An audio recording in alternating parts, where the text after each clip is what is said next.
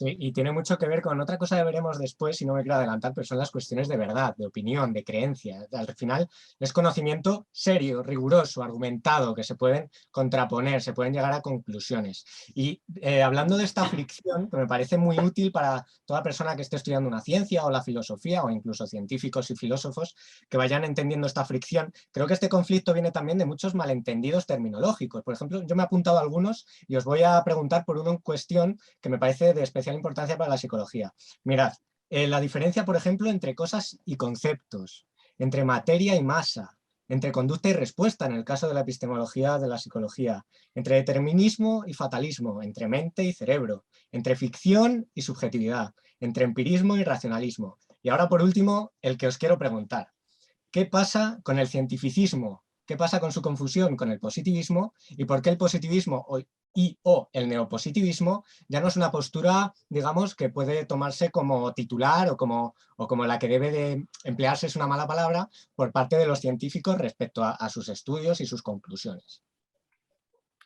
Bueno, yo diría, empezando por el final, que al neopositivismo habría que tenerle mucho respeto como corriente filosófica, porque aunque tiene muy mala imagen y suele ser presentado como una corriente dogmática y por su carácter antimetafísico, pues prácticamente antifilosófica, ¿no? Pues lo cierto es que tuvo efectos muy benéficos para el desarrollo de la propia filosofía, ¿no? Para empezar, fue una corriente tremendamente autocrítica, ¿no? Las propuestas iniciales de los neopositivistas se parecen muy poco a la versión final del neopositivismo, lo que se conoce como empirismo lógico, y en gran medida esas modificaciones fueron hechas por las críticas internas, ¿no? Y luego algunos de los que se formaron en esa corriente fueron grandes críticos globales de todo el positivismo, como el propio Quine, como Quine o como Goodman, como Nelson Goodman. Por otro lado, introdujo en la filosofía algo que hoy empieza ya a ser habitual, pero que en aquel momento era absolutamente extraño, que es el trabajo en equipo, ¿eh?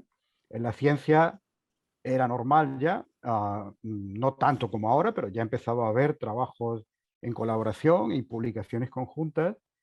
En filosofía no existía eso. En cambio, las reuniones del Círculo de Viena, pues eran reuniones de trabajo de filósofos que discutían y que ponían luego en común los resultados de esas discusiones, ¿no? Y por lo tanto introdujeron una forma de trabajar en filosofía que hoy día se considera casi la más deseable, o al menos se busca que se extienda cada vez más, ¿no? Y luego un tercer factor que a mí me parece que es importante en el haber del positivismo, del neopositivismo, es su insistencia en el rigor, en las definiciones, en el rigor, en el lenguaje y en la importancia de los argumentos, ¿no? Es decir, una metáfora no puede anular a un argumento. Una buena metáfora, una buena imagen literaria no puede anular a un argumento. Cuando uno abre un libro de filosofía y llega a la página 100 y no ha encontrado todavía un argumento, ¿eh? Sino que lo que ha encontrado son imágenes y citas o glosas o comentarios, pues yo reconozco que a mí ese tipo de filosofía me hace perder la paciencia. Hay veces que merece la pena seguir, ¿no? Pero solo con los muy grandes, ¿no? Dicho esto, pues claro, una de las acusaciones que se hace contra el positivismo es que fueron cientifistas, ¿no? Y esa discusión sigue en la actualidad. El problema de esta discusión es que el término cientifismo se puede entender de diversas maneras, ¿no?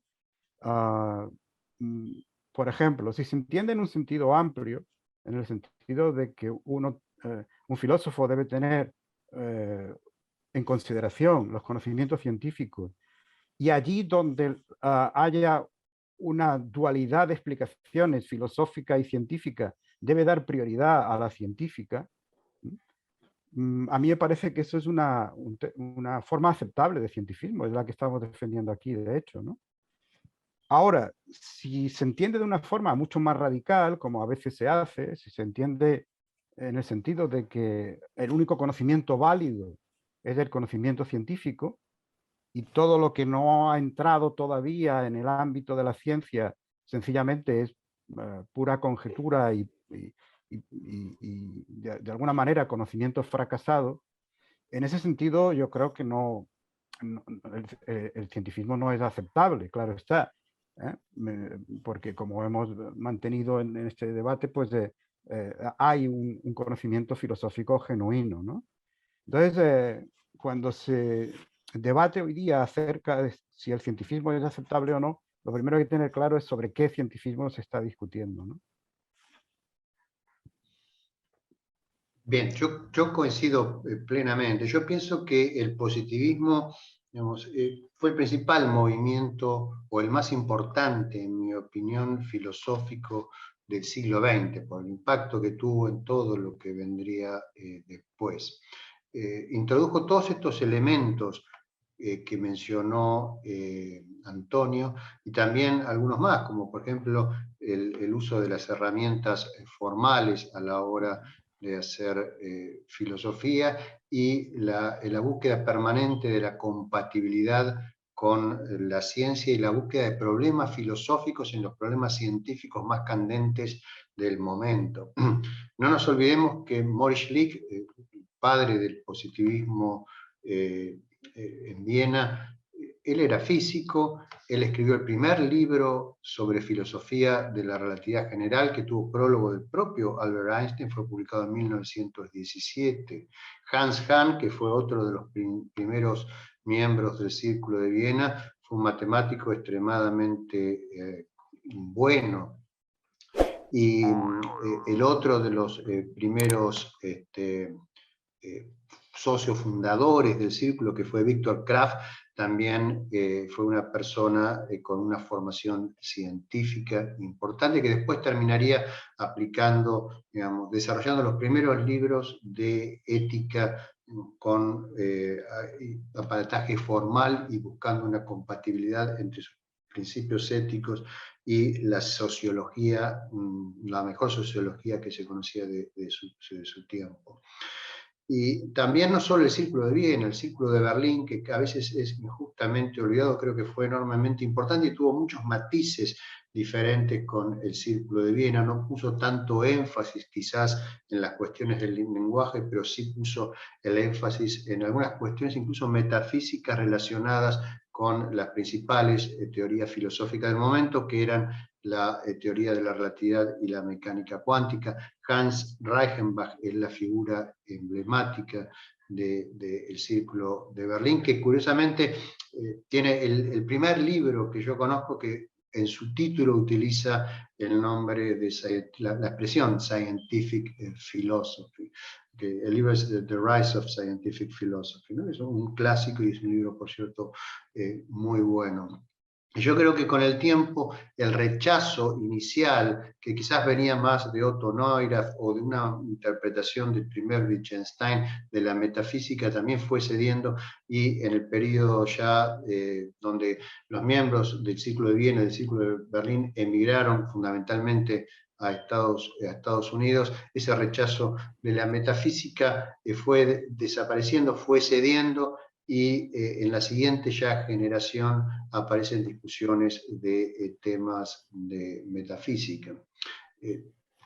Hoy yo, por ejemplo, la mayor parte de mi actividad filosófica es en el ámbito de la metafísica, o sea, no podría decirse que yo soy un positivista o neopositivista en el sentido tradicional, pero sí me considero un heredero de esa tradición, de esa forma de hacer filosofía abierta a la crítica, abierta al diálogo constructivo, abierta a la ciencia que utiliza herramientas formales y considera sus propias teorías siempre como provisionales, no como algo acabado, una visión que ya no se puede tocar y donde se ha llegado de alguna manera a la verdad. También los positivistas pusieron sobre el tapete el problema de la teoría de la verdad y las discusiones de la teoría de la verdad de ciertos miembros o ciertos, digamos, personajes que estaban alrededor del Círculo de Viena, pero que no eran estrictamente miembros del Círculo de Viena, sino pertenecían al Círculo de Varsovia, como es el caso de Tarski. Bueno, son contribuciones que han tenido un impacto enorme en toda la evolución de la semántica en la segunda mitad del siglo XX, y ni hablar del impacto de la lógica filosófica y de las teorías de Gödel, de los teoremas de Gödel, que también fueron desarrollados en el contexto del Círculo de Viena e influidos por las ideas que circulaban ahí. Entonces mi respeto es enorme, y a veces me da mucha tristeza ver cómo en ámbitos académicos de mi país al menos se utiliza la palabra positivista o neopositivista en forma despectiva, como si fuese un insulto para terminar con una discusión. No, pero vos sos un positivista, como si eso fuese un descalificativo, sin entender realmente qué fue el positivismo y cuál es su legado. Por suerte ese legado está siendo recuperado. Digamos, yo creo un buen reconocimiento hoy en día, al menos en el mundo anglosajón, del legado del positivismo lógico, Michael Friedman, entre otros, y también todo el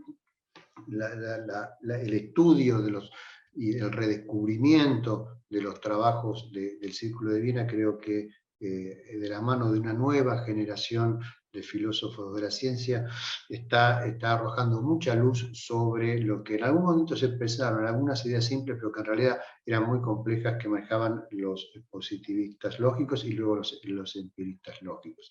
En cuanto al término cientificista, pasa algo similar. Es un término polisémico, como señaló Antonio, y muchas veces en los ámbitos de las ciencias sociales y también de la filosofía, y al menos en mi país se utiliza en forma despreciativa, como una especie de insulto, ¿no? Yo tengo un capítulo en un libro que se publicó en España, un libro que se llama Elogio del Cientificismo, ¿no?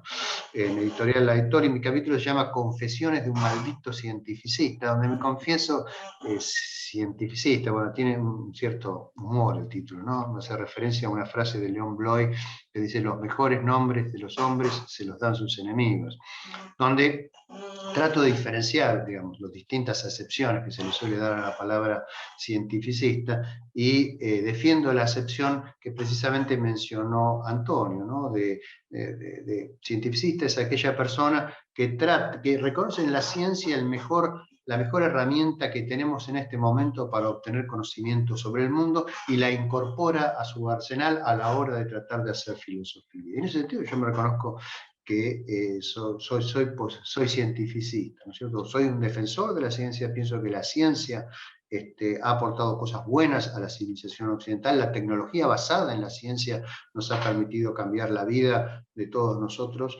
Y yo creo que la mayor parte de los seres humanos tiene una confianza en la ciencia, porque si tienen un tumor en el cerebro, lo más probable es que traten de conseguir un buen neurocirujano y no un chamán que les haga unos pases mágicos. Entonces, hasta cierto punto creo que muchas personas incluso tienen una actitud científica en este sentido, sin darse cuenta, sin reconocerlo. Pero en las academias, por lo menos en las academias en Latinoamérica, todas estas cosas están muy ideologizadas, y bueno, y eso a veces entorpece la discusión racional de estos temas, lo cual es una lástima.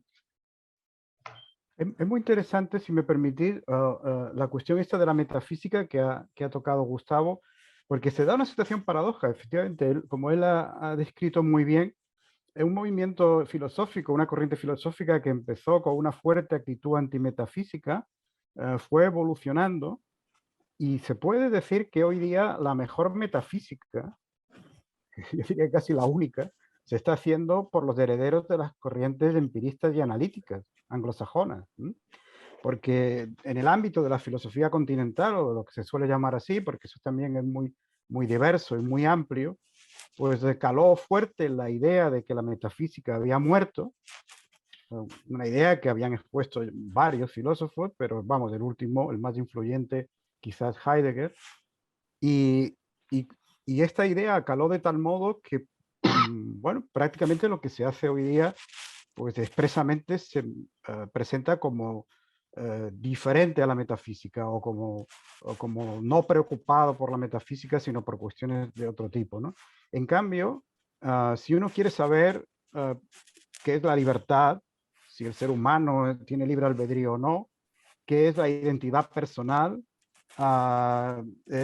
si existe o no una realidad independiente del sujeto, etcétera, etcétera. Si uno quiere volver a estos viejos temas metafísicos, lo mejor que puede hacer es irse a libros de metafísica escritos por autores herederos de esa tradición, ¿no?